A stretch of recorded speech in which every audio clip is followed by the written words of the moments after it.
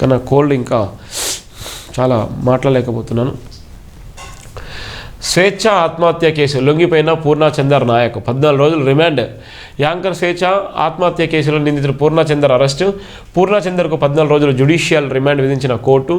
పోలీసుల విచారణలో సంచలన విషయాలు వెల్లడించిన నిందితుడు తన వెనుక ఓ రాజకీయ నేత ఉన్నారని కన్ఫెషన్ స్టేట్మెంట్లో వెల్లడి. పెళ్లి పేరుతో స్వేచ్ఛను మోసం చేసి బెదిరించినట్లు అంగీకారం. ఇక్కడ ఉన్నటువంటి స్వేచ్ఛ పాపం ఒక సీనియర్ జర్నలిస్టు, చాలా కష్టపడి ఎదిగినటువంటి వ్యక్తి, మొదటి నుంచి కూడా ధైర్య సాహసాలకు నిలబడ్డటువంటి వ్యక్తిత్వం కలిగినటువంటి ఒక వీర వనిత. అలాంటి వీర వనిత ప్రాణం తీసినటువంటి పూర్ణచందరు అక్కడ లొంగిపోయినటువంటి దాఖలాలు కూడా మనం చూస్తున్నాం. పూర్ణచందర్ ఏ విధంగా చేసిండు, పూర్ణచందర్కు ఏంటి సంబంధం అనేది కూడా ప్రధానంగా రాయడం జరిగింది.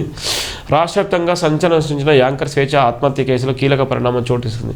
ఈ కేసులో ప్రధాన ఆరోపణలు ఎదుర్కొంటున్న పూర్ణచందర్ గత రాత్రి పోలీసుల ఎదుట లొంగిపోవడం తెలిసింది. దాంతో పోలీసులు నేడు అతన్ని జడ్జి ముందు హాజరుపరిచారు.